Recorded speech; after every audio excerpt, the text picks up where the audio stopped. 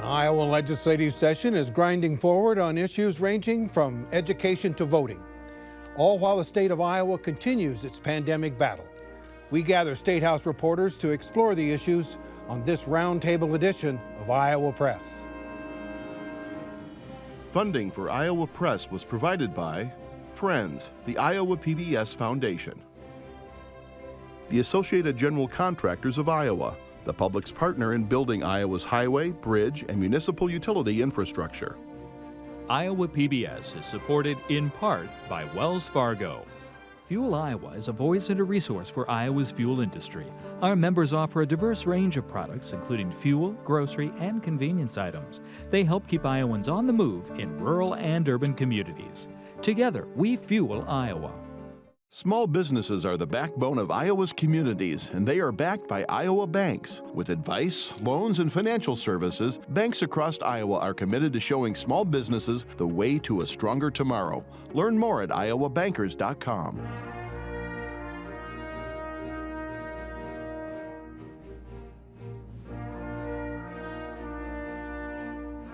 For decades, Iowa Press has brought you politicians and newsmakers from across Iowa and beyond, celebrating nearly 50 years of broadcast excellence on statewide Iowa PBS.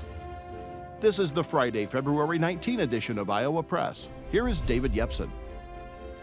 As the Iowa legislative calendar reaches late February, key issues are falling or rising to the surface. Everything from new voting restrictions to education changes to countless budget questions are yet to be decided. Well, to gather insight, we're joined by a reporters' roundtable of Statehouse journalists. Katarina Sostaric is Statehouse reporter for Iowa Public Radio. Erin Murphy is Des Moines Bureau Chief for Lee Enterprises. Stephen Gruber-Miller covers the legislature for the Des Moines Register. And Kay Henderson is news director at Radio Iowa. Well, welcome everybody. I want to start, just go around the horn and get your thoughts about what I think is probably the biggest issue in Iowa politics right now, the vaccine rollout. How is this being handled? Kay, what are you hearing from people? Well, it sort of reminds me of the story of Goldilocks and the Three Bears. If you ask people, some people think it's not good, some think it's really not good, and some people think it's really, really not good. I mean, you don't hear a lot of people saying, this is going smoothly, partly because the supply is so limited and the number of people who are seeking to get the vaccine is so large. Stephen, welcome to the show, your premiere appearance. Good to have you. Thank you very much. What are you hearing on this vaccine rollout? How is it planned? Right, I think, yeah, as Kay mentioned, the supply is a difficulty, right? And that's sort of coming from the federal level, so there's limited things to be done about that. But I think the governor has been criticized this week for canceling this contract with Microsoft for a centralized appointment system. There are a lot of people who are looking for appointments and they're having trouble figuring out where they can go to get them. The governor says they're going to work with local, websites and agencies to get that set up, but it's a challenge. Erin, you want to talk about this? Yeah, well, and to piggyback off what Stephen said, that's kind of the biggest issue we're hearing right now is there are people who are in that group, that cohort that are eligible for the vaccine and are wondering when it's going to be available and when they can take it and are having a hard time finding out more information about when their turn is up, when they'll be able to access that, and that's why a lot of people are advocating for some kind of clearinghouse at the state level. Other states have managed to set something like that up. Iowa hasn't yet. They're still suggesting people lean on their health providers and their local public health departments for that information. And the cohort that's trying to get vaccine right now, may not be the best at managing a smartphone. Many of them don't even have a smartphone, and so that's adding to the calamity here. Katarina? Right, and I think there's a lot of confusion and dismay just among people who thought this computer system was coming that would make things easier to sign up for vaccines, and it's not coming now. And there's people calling numbers that they think are going to help them sign up for a vaccine, and it won't. So it's just a lot of confusion, and I think people are just disappointed. Stephen, how do we compare? What does Iowa compare with other states? I saw some figures early on that we were very low ranking. Now, maybe that's come up. Yeah, the ranking of the percentage of distribution of vaccine has come up compared to other states recently. It was near the bottom, as you said before. Now I think we're near the middle. So there's improvement on that, and the federal government, like I said, is going to increase supply further. Okay. And there's a lot of confusion because, you know, some of the vaccine supply is going directly to pharmacies, some of it is going to the state, and the state's sending it to the 99 county public health departments. And then you have vaccine that's going to the 2 Veterans Administration centers in Iowa and being given to veterans, and that's not really part of the whole state calculation. So it's hard to get a handle on actually who's getting shots in their arms. Erin, how much heat is the governor taking over all this? Well, that's, you know, heavy is the head that wears the crown, right? That's where the buck stops during something like this. And so in any individual that has frustration, ultimately that comes to the governor's desk. And that's why they are working, and their public health department has said they are working late hours on this, trying to get something ready to get more information out to people to help them set up these appointments. Critics have asked why there wasn't more preparedness for this. Why wasn't this thought of, you know, weeks, even months ago? So when we got to this point, the state was more ready for this. And when we've asked that of state officials, they say, well, with supply, and Kay mentioned the supply is so limited, it wouldn't have mattered anyways, because even if there was a system in place now, that they don't have the vaccine doses to give out to everybody anyways. Katarina, how does it, the governor issues these orders periodically, and it really helps to be a lawyer to understand them. But nevertheless, that's the way she's managing this crisis, is through the executive powers of the governorship. But she surprised everybody recently when on a Friday night changed mask orders and other orders that she had just the Friday before the Super Bowl. What's going on here? Not just changed, but took away essentially all restrictions that were there because of the pandemic. And it did happen on a Friday afternoon, a day after she had a press conference where, you know, that I think a lot of people would have appreciated the opportunity to hear her reasoning about that at that time. And when she was later asked, you know, why did you do this on the Friday before the Super Bowl when no one could ask you about it? She said, well, we were kind of just watching the hospitalization data right up until the last minute. And that was, you know, the reason she gave for that. But I think, you know, there are also a lot of questions about that timing. Mm-hmm. Stephen, is she in political trouble over this? I mean, I look at that, doing that on a Friday before the Super Bowl, as her having a sense that her blue-collar base is not happy with these restrictions, mask orders and rules, and she wanted to get small bars and restaurants open, get her constituents in a little better mood. I think there are a lot of people, businesses and people who were happy to see those gone. I think there's a lot of conservatives who were upset with those restrictions and will be, you know, they're sort of tuned into that message that she said of just take personal responsibility. So I think that, you know, she was happy to sort of oblige since the hospitalization numbers, like Katarina mentioned, are coming down. Kay, isn't it true, though, almost every governor in the country is taking heat over the way this thing is being handled?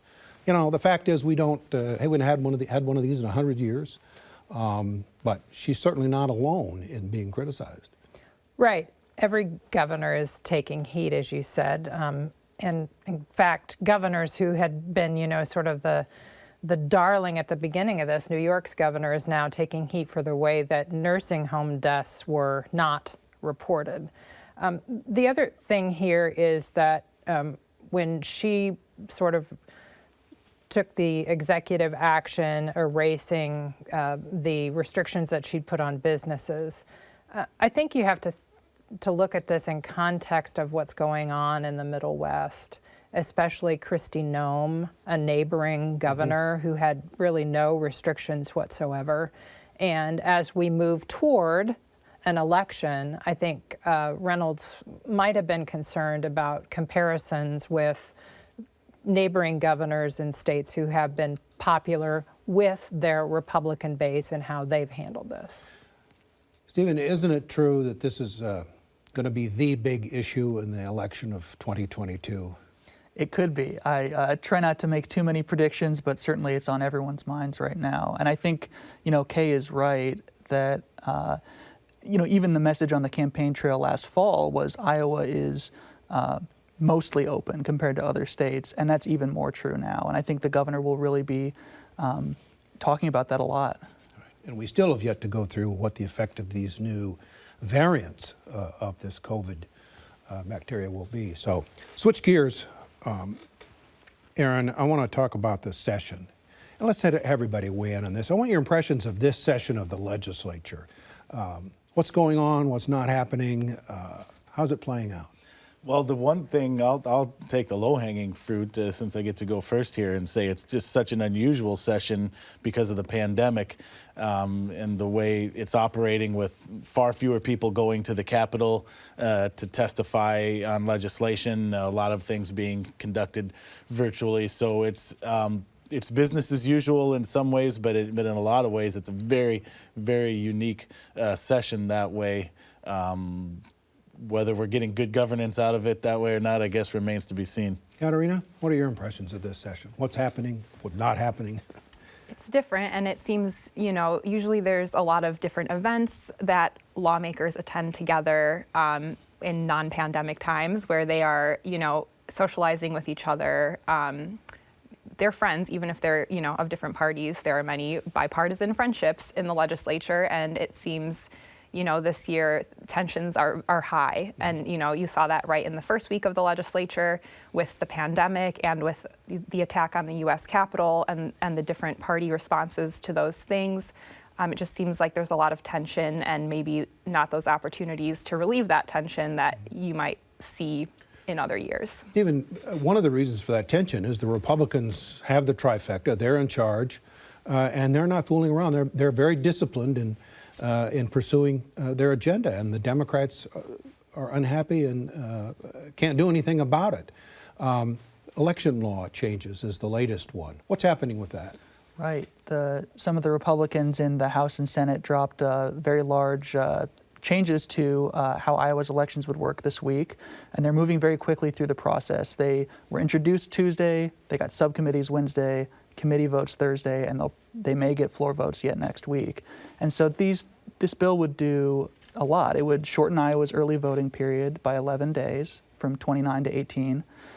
It would create new criminal charges for some county auditors who disobey state rules, and that's one of the things that Republicans have been upset about is they feel like last fall there were some county auditors who acted in ways that were contrary to what the legislature wanted, and they want to put punishments in place to deal with those things if they happen. Mm-hmm. I see Speaker Grassley says that it'll shorten campaigns. I think it's going to be the exact opposite.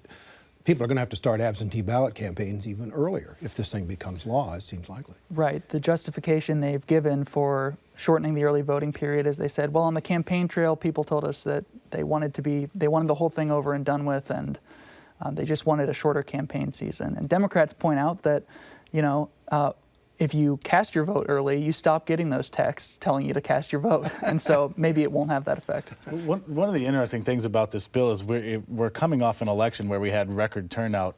And what this bill does is there were reasons for that record turnout, and this bill eliminates or bans a lot of those reasons. It shortens the early voting window, which Stephen mentioned. It bars election officials from mailing out absentee ballot request forms. That was a huge part of last year's election.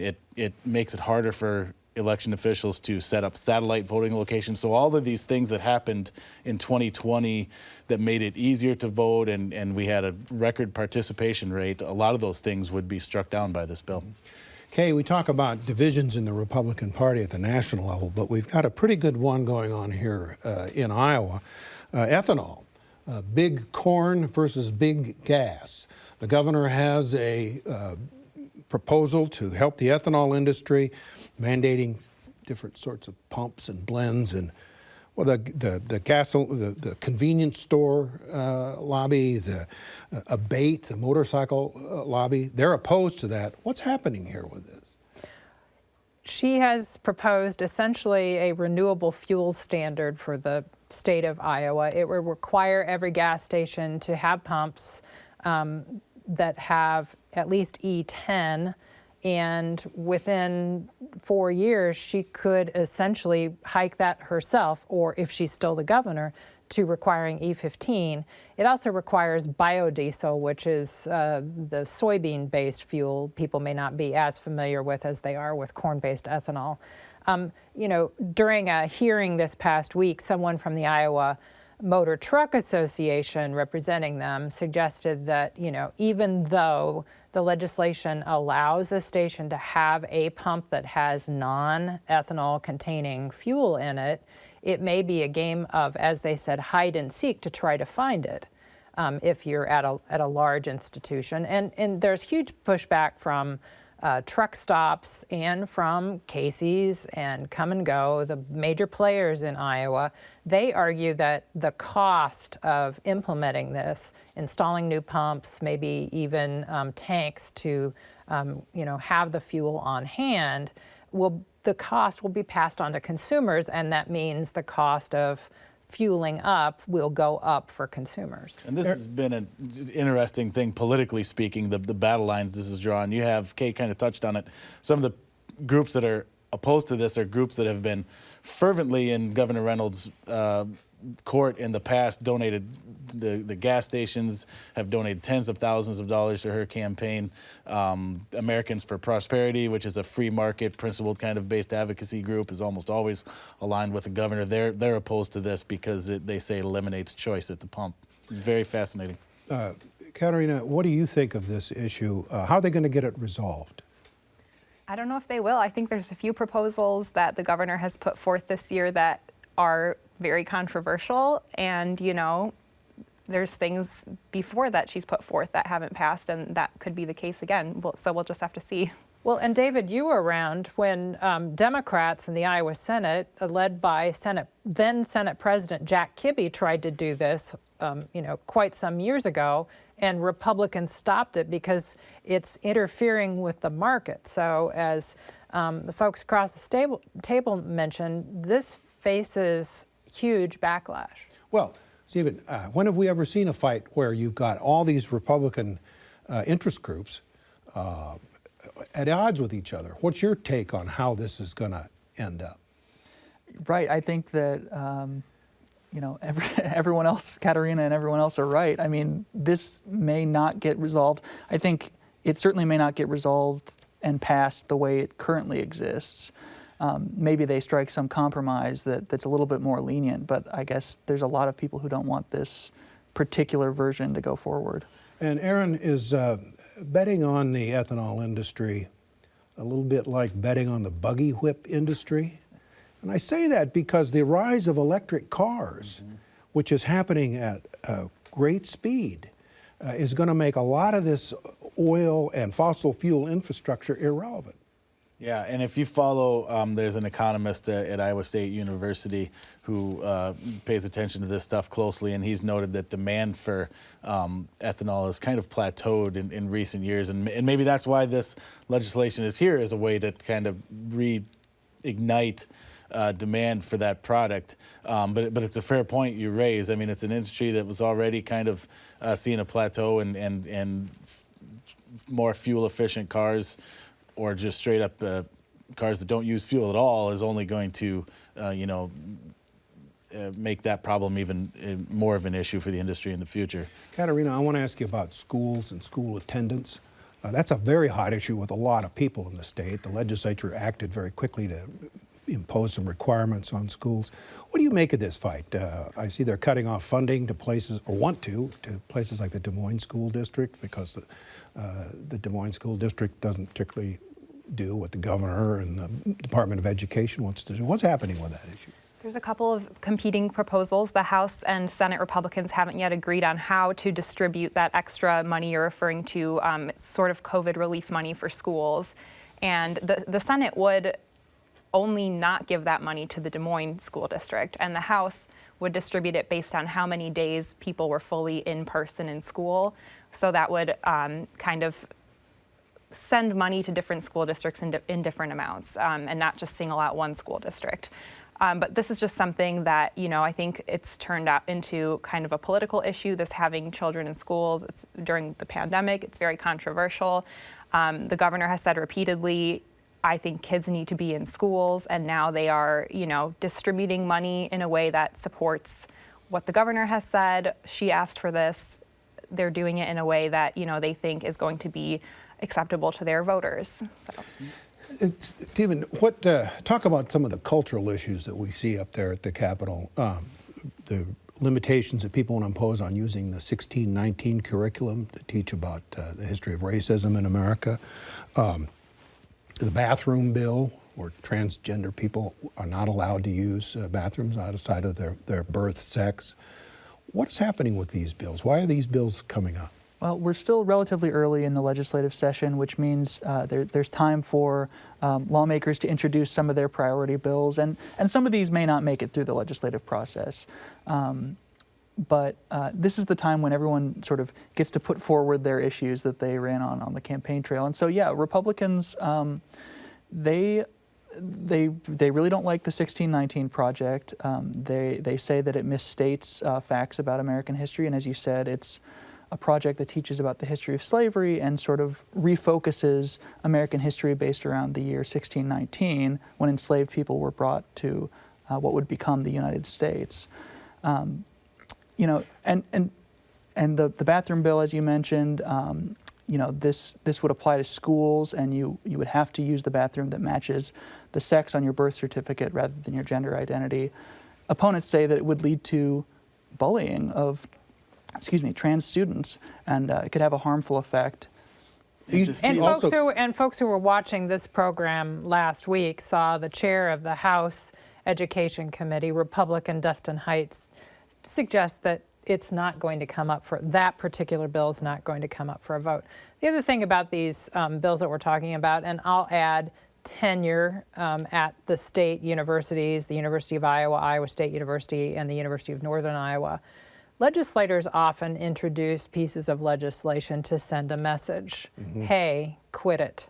And so that's really what's going on with this tenure thing. We've seen bills of this nature in previous legislative sessions, but there's been a bill introduced, and there's actually been an oversight committee hearing among legislators interviewing people who work at the three public universities about instances in which they believe students' free speech rights, and I'll say conservative students' free speech rights, were impeded by people who were employed at those universities.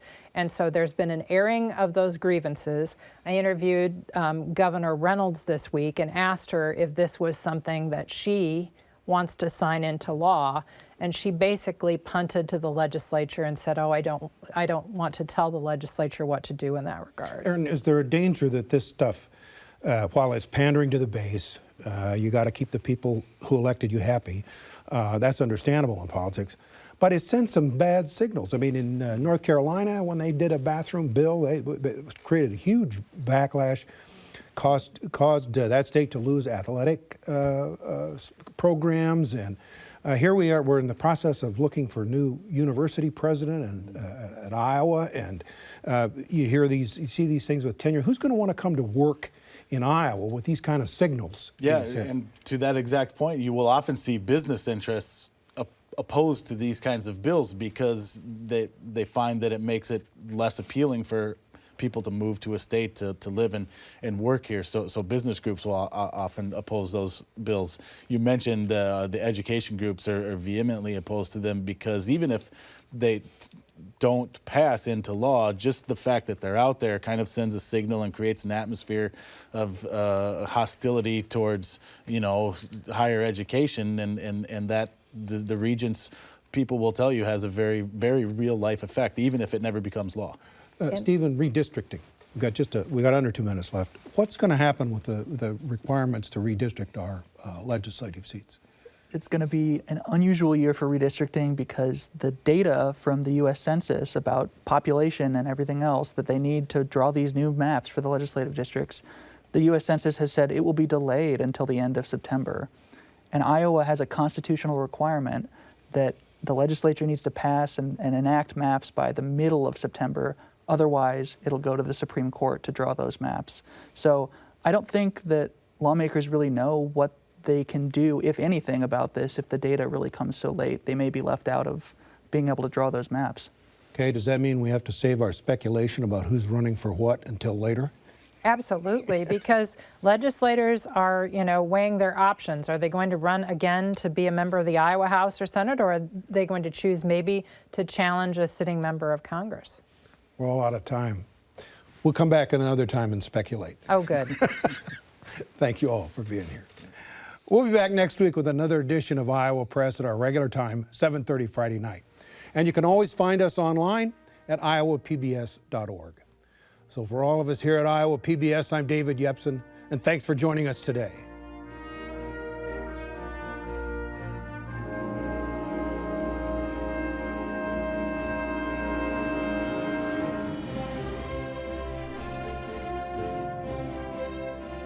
Funding for Iowa Press was provided by Friends, the Iowa PBS Foundation, the Associated General Contractors of Iowa, the public's partner in building Iowa's highway, bridge, and municipal utility infrastructure. Iowa PBS is supported in part by Wells Fargo. Fuel Iowa is a voice and a resource for Iowa's fuel industry. Our members offer a diverse range of products, including fuel, grocery, and convenience items. They help keep Iowans on the move in rural and urban communities. Together, we fuel Iowa. Small businesses are the backbone of Iowa's communities, and they are backed by Iowa banks. With advice, loans, and financial services, banks across Iowa are committed to showing small businesses the way to a stronger tomorrow. Learn more at iowabankers.com.